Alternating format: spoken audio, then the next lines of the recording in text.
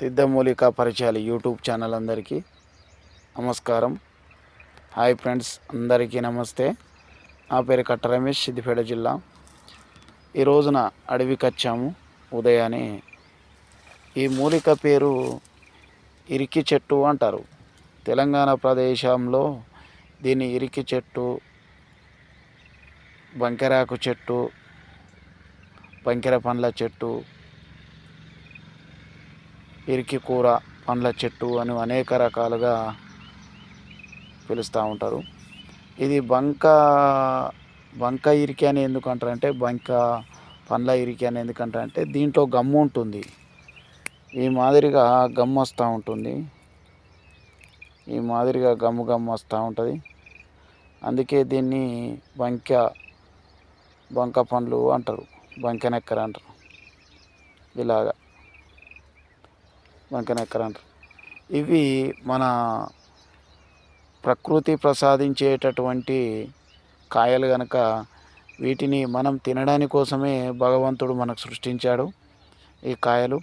వీటిని ఉడకబెట్టుకొని అన్నంలో తిన్నట్లయితే అనేక రోగాల నుంచి మనము విచ్ఛిన్నమైపోతాము. అంటే మనకు ఉండేటటువంటి బాడీ పెయిన్స్ కానీ, శరీరంలో ఎటువంటి రోగనిరోధక శక్తిని నిరోధించేటటువంటి కాయలు. వీటిని నెలలో ఒక 7 సార్లు తిన్నట్లయితే, వండుకొని తినాలి. కూరగా వండుకొని తిన్నట్లయితే మన బాడీలో ఉండేటటువంటి హీటు, అంటే వేడిని, ఉష్ణాన్ని బయటకు తోలించేటటువంటి, బాడీ నుంచి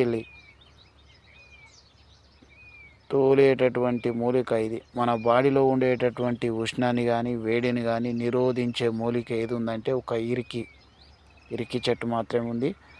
మనకు ఈ ప్రకృతిని భగవంతుడు ఇలా ప్రసాదించాడు మన కోసమే, తినడానికి కోసం.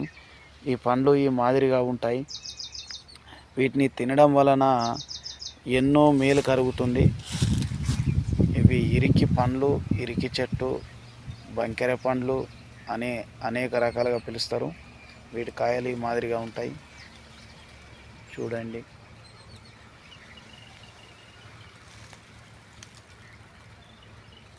ఇక్కడికి వచ్చాము. చెట్టు కొన్ని టన్నుల కమన ఉంది. చెట్టు పండు అయితే పెద్దగా ఉంది. అక్కడ పెద్ద పెద్ద కాయలు, పెద్ద వృక్షం అండి ఇది. ఇక్కడ నేనే కూర వండుకుందామని వచ్చాను. నిన్న తిన్నాను, బాగానే ఉంది. ఈ రోజున మళ్ళీ వచ్చాను.